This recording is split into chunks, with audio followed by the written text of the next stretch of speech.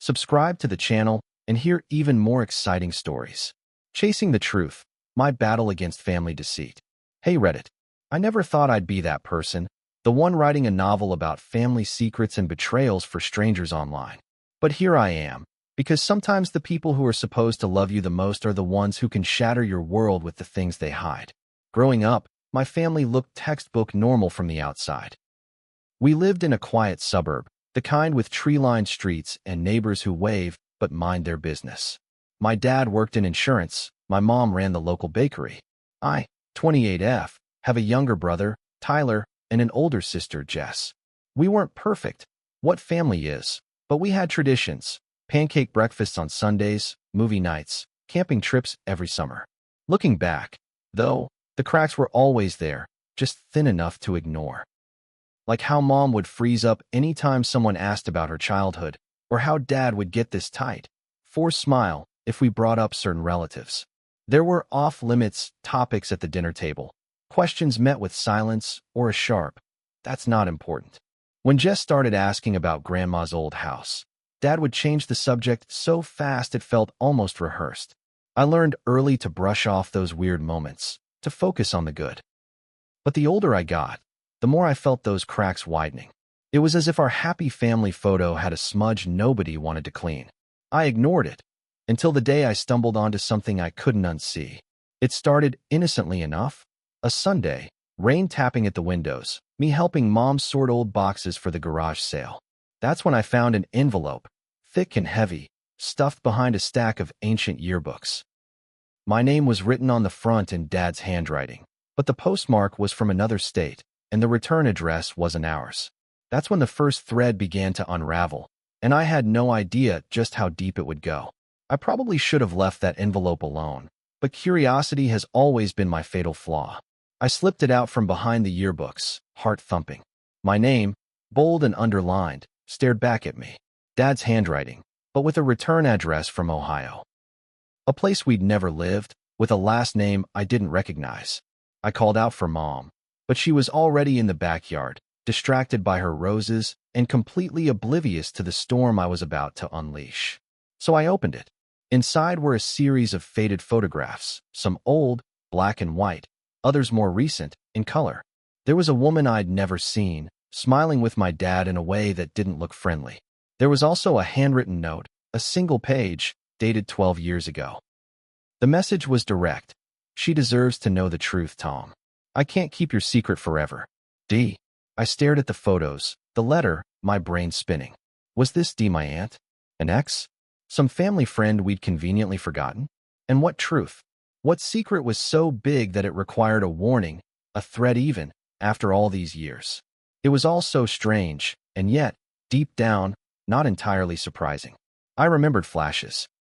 Dad's rare business trips to Ohio, hushed late-night phone calls I was told were work emergencies. Tyler once said he saw Dad crying in the garage, but got shut down so fast he never brought it up again. In that moment, everything clicked into place. The unexplained absences, the sudden mood swings, the walls I always felt but couldn't name. With shaking hands, I slipped the photos and the letter back into the envelope and tucked it under my shirt. One thing was clear.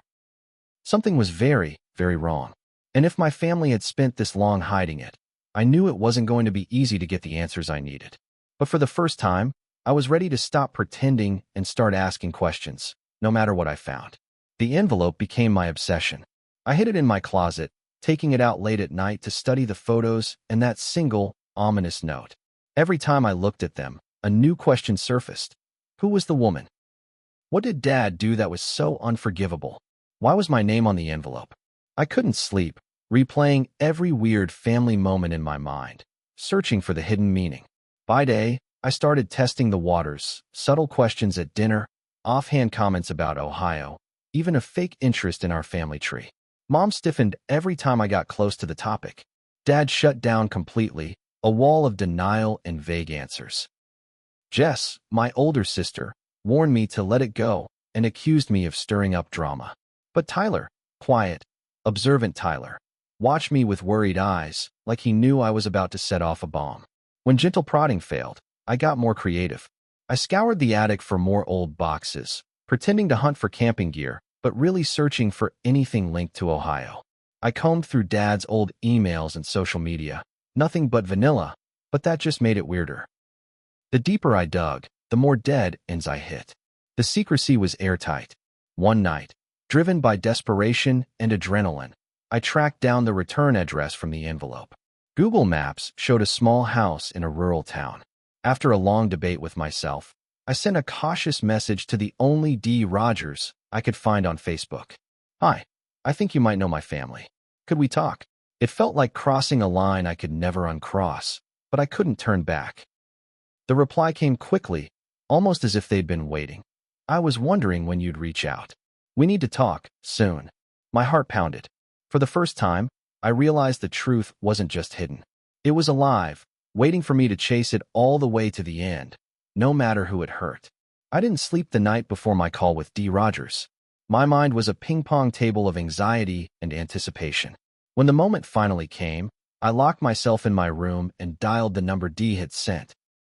The voice that answered was gentle, but tired, an older woman, cautious but warm. "I'm Diane," she said. "I'm your aunt. Your dad's sister." It felt surreal. I pressed her for answers, desperate to finally hear the truth. Diane was hesitant, her words measured, but once she started, it was like a dam breaking. She told me Dad had cut ties with her and most of their family years ago, after something big happened, something he never forgave himself for, but never spoke of either. She hinted at a falling out, family money gone missing, trust betrayed. "He tried to protect you from it," Diane said. "But secrets have a way of catching up." After the call, I couldn't hold it in anymore. That evening, I confronted Dad in the kitchen, photos and letter laid out on the table like evidence in a trial. Mom hovered in the doorway, face pale. "Why did you lie to us?" I asked, voice shaking. "Who is Diane? What happened in Ohio?" Dad's face hardened. He denied at first. Tried to play dumb, then got angry, accusing me of prying into things that don't concern you. Mom begged me to let it go, tears in her eyes. Jess backed them up, insisting the past is the past, but Tyler stood quietly by my side. The argument escalated. Accusations flew, voices rose. Dad claimed Diane was unstable, that there was nothing in Ohio but old wounds. I pressed harder, refusing to back down. The tension was suffocating. Gaslighting, guilt-tripping, even outright shouting. All of it filled our kitchen, twisting everything I thought I knew about my family. But I couldn't stop. The truth was so close, and I was willing to tear open every wound to get it. Even if it meant destroying the family I thought I knew. It all came crashing down one stormy night. Because of course it had to be stormy, like the universe wanted drama. After days of tension, avoidance, and whispered fights, Dad finally broke. He found me alone in the living room, handed me a glass of water with trembling hands, and sat down. "You want to know the truth? Fine, but you might hate me for it." He confessed in fragments, words coming out like he was ripping off old bandages. Years ago, when I was just a kid, Dad had been involved in a shady business deal with his sister Diane and another relative. There was family money, my late grandfather's inheritance, meant to be split evenly. But Dad, panicked over mounting debts and desperate to protect us from a financial collapse, forged documents and took the lion's share, leaving Diane with almost nothing. When she found out, their relationship exploded. She threatened to go to the police, but Mom begged her not to for our sake. The family fractured. Dad moved us away and erased Ohio from our lives. All those business trips, cover for settling affairs or fending off Diane's attempts at reconciliation. The letter in the attic? Diane's last warning before she finally gave up hope that Dad would ever tell the truth. I sat there frozen, feeling like my skin didn't fit right. My childhood, the safety, the happy memories, was built on a theft and a lie. I thought about every time Dad said, "Family comes first," and wanted to laugh and cry at the same time. He looked at me, eyes shining. I know I don't deserve forgiveness, but I did what I thought I had to. For a moment, I saw not my dad, but a man crushed by his own guilt. The betrayal was so much bigger than money. It was the silence, the lies, the way he let the wound fester instead of ever letting it heal. For the first time, I truly questioned if forgiveness was possible, or if the truth had shattered us for good. The days after Dad's confession felt like drifting through a fog. Everything familiar, but distant and slightly wrong. I replayed his words in my mind, each time the reality hitting harder. My own father, who preached honesty, had orchestrated years of deception. It wasn't just the money. It was how he let us believe our family was whole, how he painted Diane as unstable, how he forced Mom into silence and let us, his kids, inherit his secrets without ever knowing. I stopped talking to Dad, moving around the house like a stranger. Mom tried to keep the peace, tiptoeing between us, her face drawn and tired. She confessed she'd begged Dad to come clean years ago, but always gave in to his pleas for one more month, one more year. The guilt wore her down as much as the secret did. Jess, ever the loyal eldest, sided with Dad. He did it for us, she insisted, refusing to accept how deep the betrayal ran. Tyler, meanwhile, was angry in a way I'd never seen. He started skipping dinners, staying out late, sometimes not coming home at all. Even with the truth out, the family didn't come together. We fractured further. Every conversation was tense, every laugh felt forced. I felt alone, angry, and yet, somewhere inside, relieved. The truth was ugly, but at least it was out in the open. I started avoiding home, crashing at friends' places, pouring myself into work just to escape. I couldn't forgive Dad, not yet, maybe not ever. At night, I wondered if chasing the truth had been worth it, or if all I'd done was trade one kind of pain for another. Yet deep down, I knew I could never have lived with the lie. The price of honesty was steep, but I was done carrying the weight of secrets I never asked for. I needed to figure out what came next, and if rebuilding anything from the ruins was even possible. I felt trapped, caught between the urge to burn every bridge and the stubborn hope that things might be rebuilt. I spent weeks drifting, avoiding home, barely answering texts from Mom and Tyler, and flat out ignoring Dad and Jess. Friends urged me to move on. But how do you move on from discovering your entire childhood was built on someone else's betrayal? The pressure of what to do with the truth weighed on me. Diane reached out again, cautiously. She didn't ask for money, just closure, a meeting. I agonized over it. Was it my place to air the family's dirty laundry? Or did I owe Diane and myself the full story, out in the open, no matter the fallout? One night, after another tense, silent dinner, I told my family I was going to see Diane. The argument that erupted was volcanic, Dad begging me not to ruin what little was left, Jess accusing me of betrayal, Mom crying silently at the table, Tyler quietly nodding in support. Meeting Diane was like stepping into an alternate universe, a life that might have been, had honesty won out sooner. She was kind but tired, her face lined with years of disappointment and grief.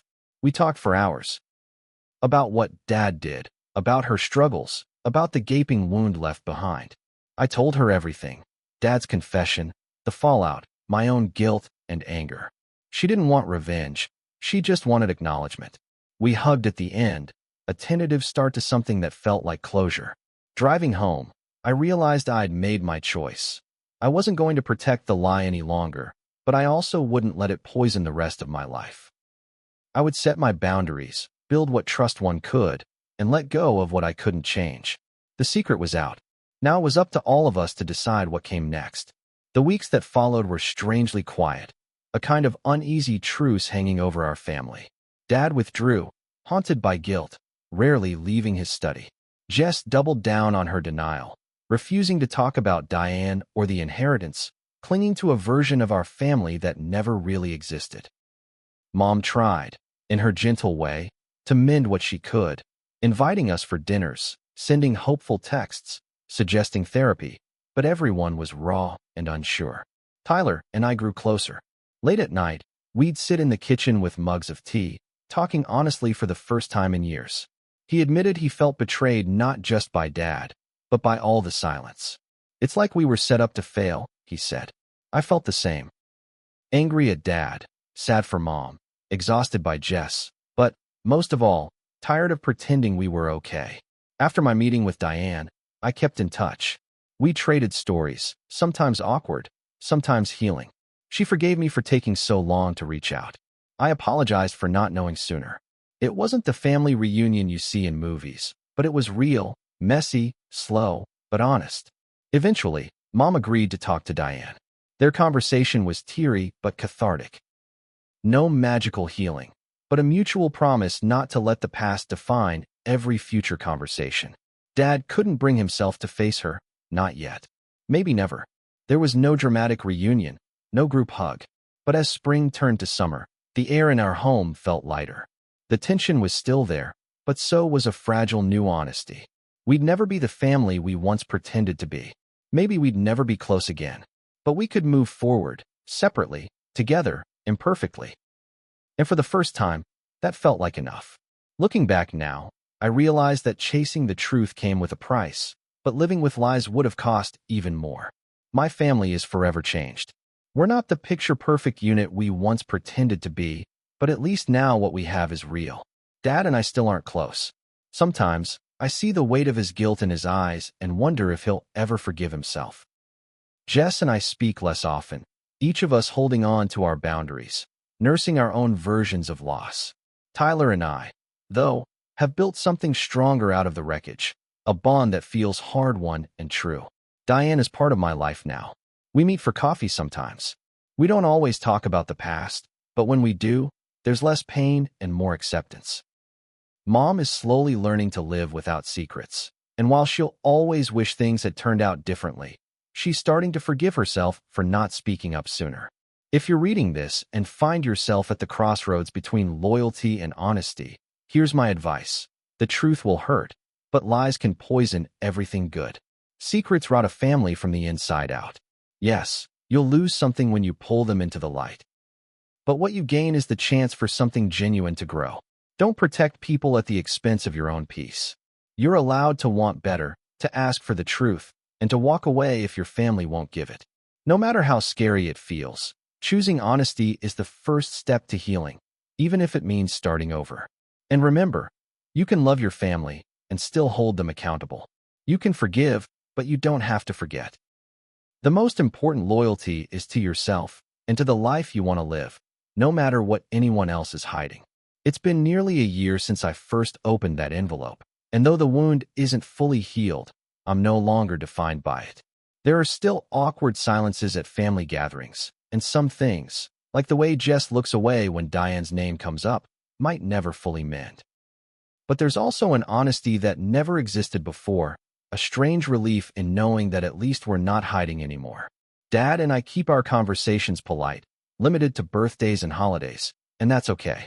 He sends the occasional text, short and careful, always ending with "love you," and I believe he means it in his own way. Jess is still distant, holding tight to her own version of the story, but I've learned to accept that not everyone heals the same way or at the same pace. Mom, for all her pain, seems lighter these days. She tends her roses with a quiet focus, sometimes humming as she works, a soft smile returning to her face.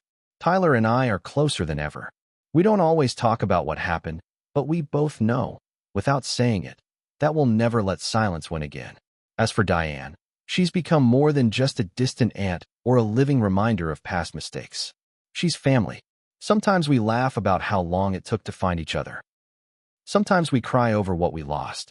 But mostly, we make the most of now, sharing recipes, trading old family stories, trying to build something good out of the broken pieces. If you're facing secrets in your own family, I hope my story gives you courage. Chasing the truth isn't easy, and you might not get the ending you hope for, but you will get something real. And sometimes, that's enough. Moving forward isn't about forgetting the past. It's about refusing to let it define your future. And that, I've learned, is the most honest and hopeful gift you can give yourself.